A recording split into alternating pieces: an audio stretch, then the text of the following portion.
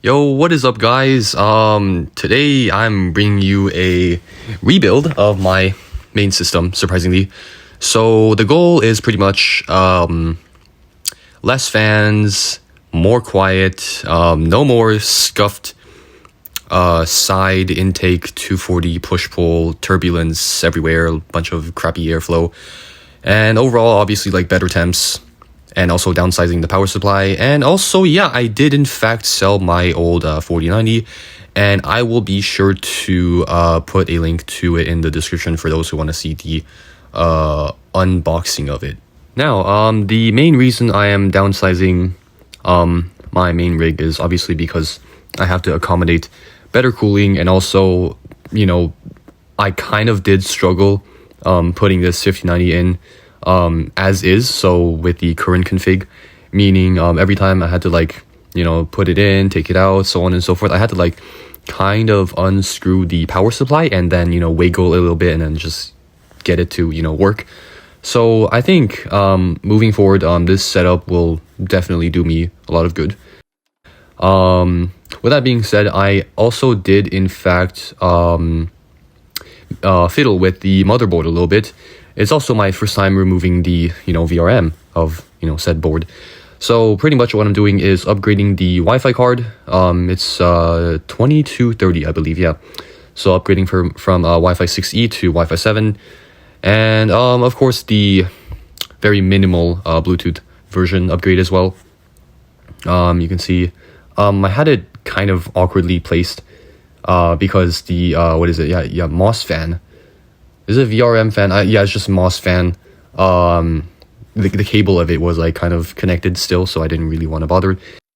But yeah, just a tiny bit of piece of advice for anyone who will potentially be attempting to do the same on maybe either the same board or a different ITX board.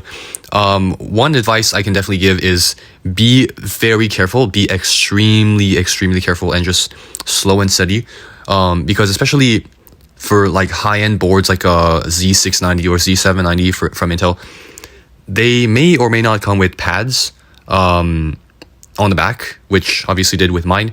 And what I'm trying to say is don't rip the pads, all right? They're very important, because if you're able to mount it back, you're never fully sure, you're never fully certain if, under load, the thing will cool itself passively properly.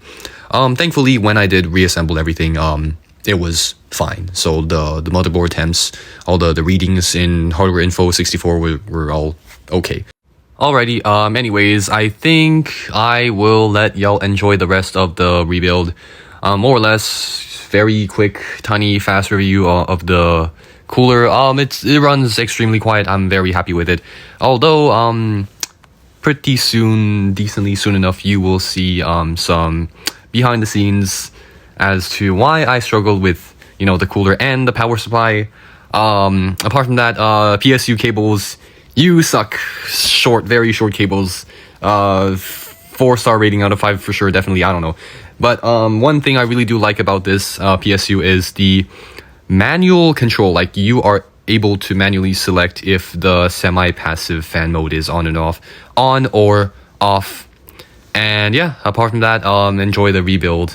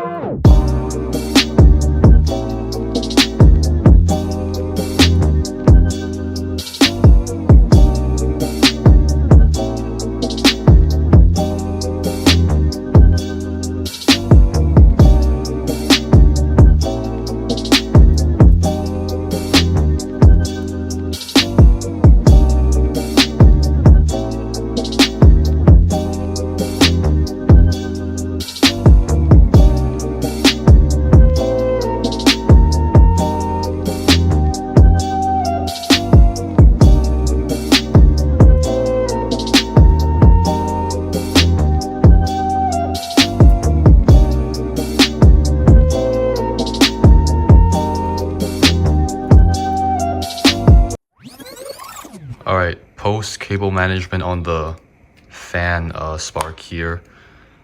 Oh boy, this was definitely a pain to do.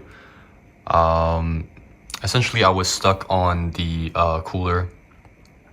I thought I either stripped the screws or the hardware just wasn't even compatible. Oh my god, I can't even speak. I spent way too long on this rebuild already, but it seems I am basically on my last step.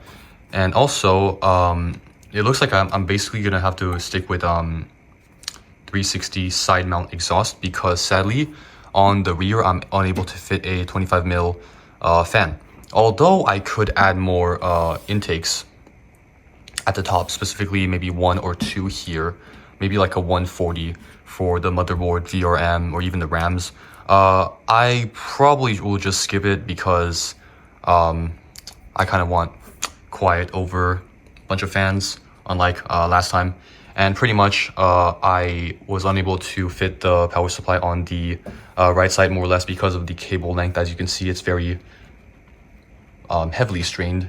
So mounting it side intake, because the fan is facing outwards and pulling fresh air from the outside. And that is pretty much all.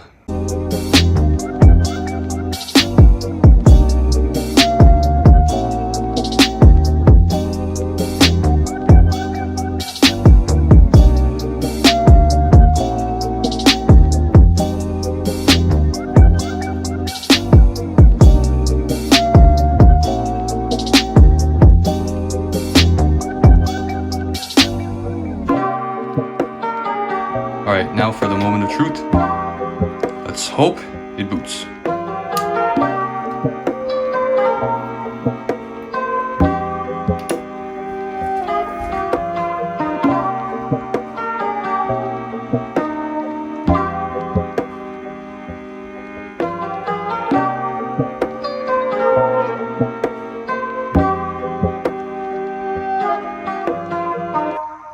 And she boots.